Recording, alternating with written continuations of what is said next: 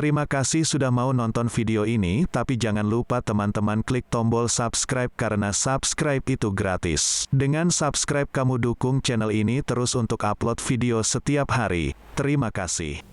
Salam merinding. Selamat datang di Cerita Bebas Channel. Di video kali ini kita akan bercerita tentang kisah horor di hutan Sambas, Kalimantan Barat. Kisah Deki 5 hari berjuang keluar dari hutan dan temukan pondok misterius. Kisah seorang pria di Kabupaten Sambas, Kalimantan Barat tengah ramai diperbincangkan dan menjadi buah bibir di jejaring sosial, khususnya Facebook. Pria tersebut sempat dikabarkan hilang di hutan kawasan Sungai Bening, Kecamatan Sajingan Besar, Sambas, beberapa hari yang lalu. Keluarga dan warga desa sudah berupaya mencari ke berbagai tempat, namun tidak berhasil. Pencarian secara tradisional pun sudah dilakukan dan tetap saja tidak berhasil menemukan pria tersebut. Sempat putus asa dalam pencarian. Keluarga dan warga pun terkejut begitu pria yang mereka cari datang dengan sendirinya. Pria tersebut pun membawa kisah selama 5 hari ia di hutan belantara. Pria bernama Deki tersebut mengaku awalnya pergi memancing bersama rekannya hari Rabu 5 Februari tahun 2020. Dilansir dari akun Facebook @berita_sambas yang diposting Senin 11 Februari 2020, Deki menjelaskan kepada warga setempat bahwa awalnya kisahnya adalah saat ia pergi memancing bersama rekan-rekannya.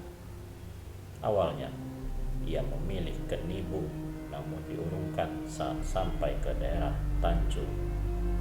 Kemudian tujuan ke Sungai Bening bersama temannya, namun ada yang menolak ikut, sehingga menyisakan ia dan rekannya yang dipanggilnya Sub Bedil.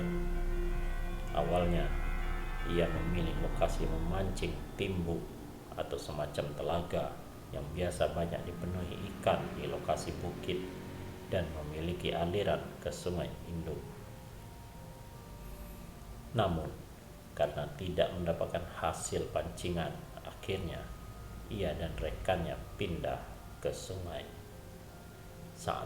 Namun saat tiba di titik spot memancing yang dirasa cocok, keduanya berpencar, namun dengan lokasi yang tidak berjauhan. Setelah memasang pancingan, ia lantas memakan bekal yang dibawanya dari rumah.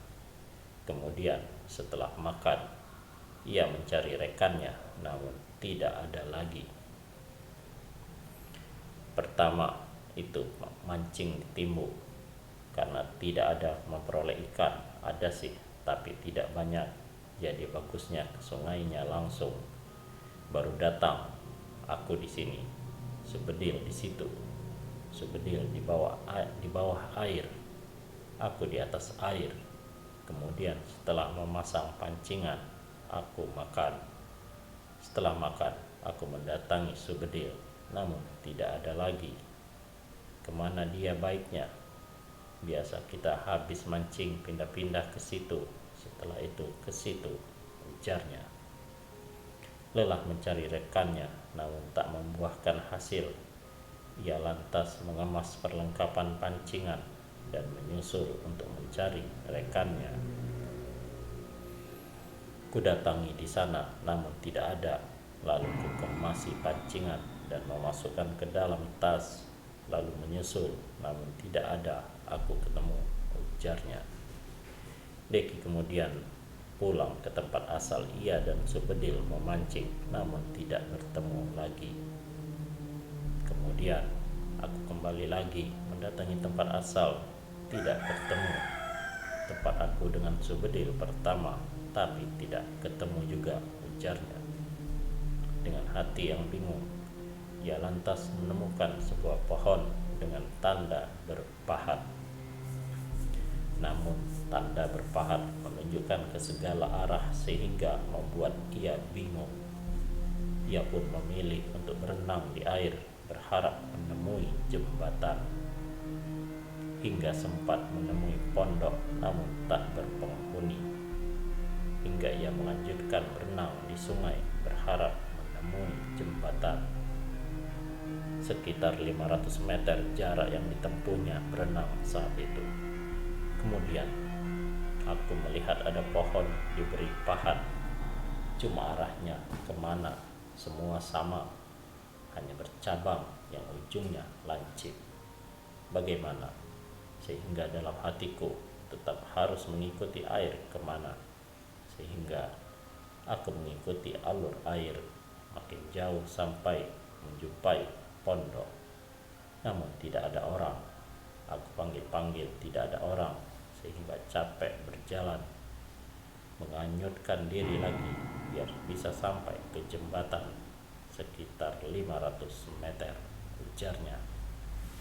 Ia mengaku tak putus asa dan tak lelah untuk mencari rekannya tersebut, meski harus mengarungi sungai yang deras. Meski sudah memberi tanda perjalanannya, namun ia tak menemukannya lagi.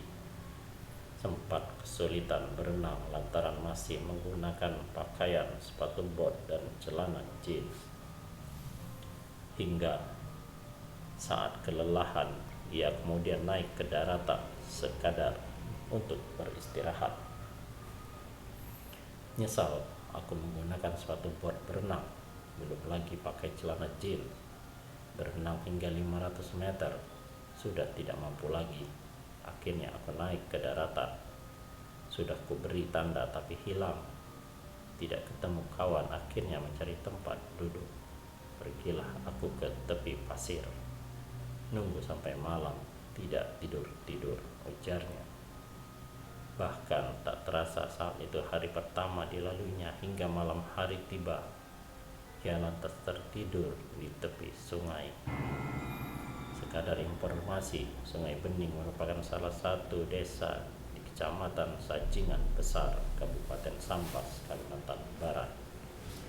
Nama desa ini dikenal dengan dibangunnya jalan paralel perbatasan yang menghubungkan pos lintas batas negara Aruk di kecamatan yang sama dengan desa Temajuk, Kecamatan Palon, Kabupaten Sambas, dan desa Jagoy, Kecamatan Jagoy Babang, Kabupaten Bengkayang bersambung.